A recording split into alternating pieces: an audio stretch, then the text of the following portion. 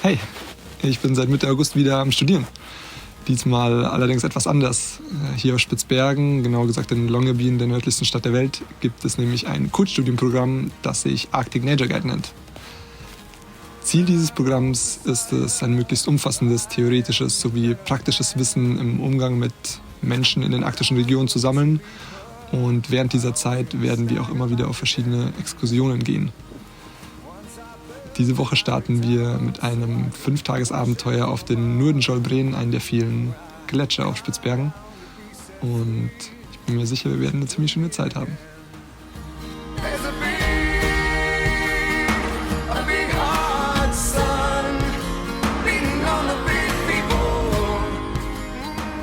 Von Longyearbyen aus geht es mit dem Boot nach Norden, in den Billefjord. Dort angekommen, setzen wir mit einem kleinen Boot über, um unser Camp in der Nähe von Brucebyen aufzubauen. Eine Ansammlung von Häusern, die 1919 vom schottischen Polarforscher William Bruce errichtet wurden, um die Kohlevorkommen in der Gegend zu erkunden. Nachdem wir die gesamte Ausrüstung abgeladen haben, beginnen wir unser Lager in einiger Entfernung aufzubauen. In Svalbard sind nämlich alle Kulturdenkmäler aus der Zeit vor 1946 automatisch geschützt. Deshalb müssen wir etwas Abstand halten und dürfen die Zelte nur in gut 100 Meter Entfernung aufbauen.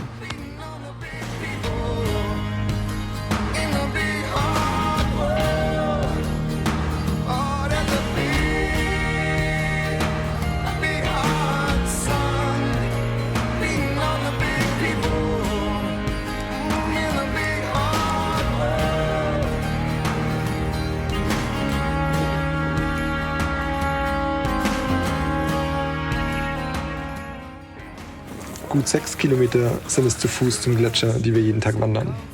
Der erste Tag wird auch dazu genutzt, um den Umgang mit Kompass und Karte zu üben.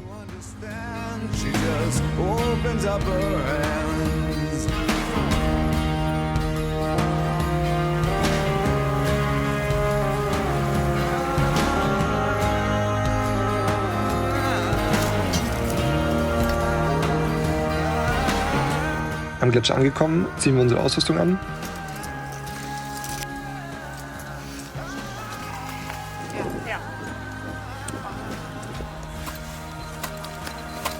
Dann geht's für den Rest des Tages auf das blaue Eis, um verschiedene Bergungstechniken zu üben.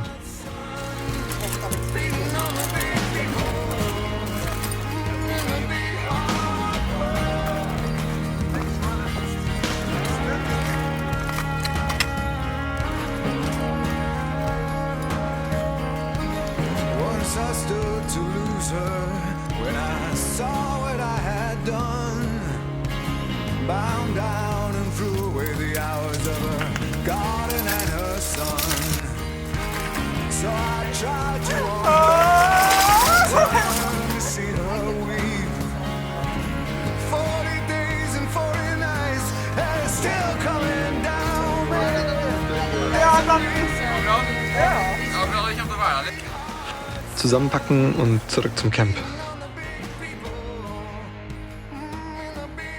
Während wir im Camp sind, benötigen wir immer mindestens eine Person, die Ausschau nach Eisbären hält. Auch wenn man morgens ein kurzes Bad im Meer nimmt.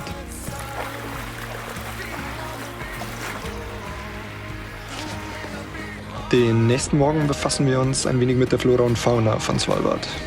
Auch wenn die Natur anfangs relativ karg wirkt, ist es doch erstaunlich, wie viel Leben sich so weit oben im Norden durchsetzen kann. Es gibt einiges zu entdecken, bevor es wieder den Rest des Tages auf den Gletscher geht.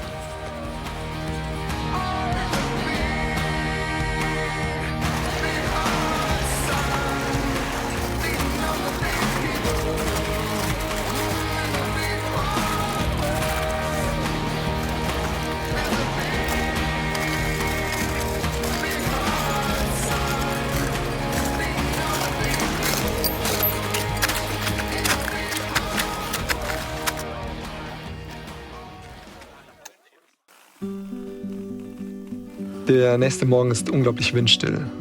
Wir packen schnell alles zusammen, damit wir möglichst viel Zeit auf dem Gletscher haben. Heute gehen wir nämlich in Seilschaften zusammen und haben die Möglichkeit, den Gletscher in kleinen Gruppen ganz für uns selbst zu erkunden.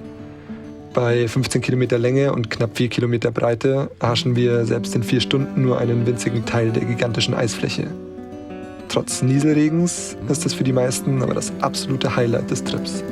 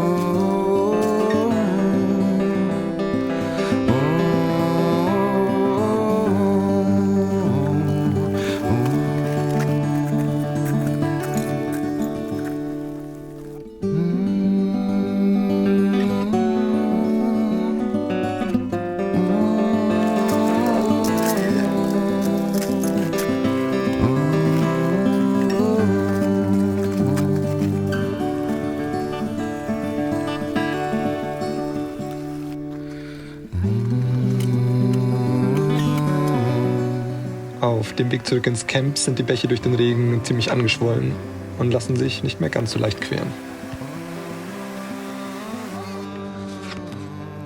Als wir am letzten Tag aufwachen, sind die Berge mit Schnee bedeckt. Wir packen langsam zusammen und warten auf das Boot, das uns zurück nach Longyearbyen bringt. Unsere Klasse ist sehr bunt zusammengewürfelt. Alle Altersklassen zwischen 21 und 44 Jahren sind vertreten. Wir kommen aus 9 verschiedenen Ländern mit unterschiedlichen Vorkenntnissen und auch Erwartungen.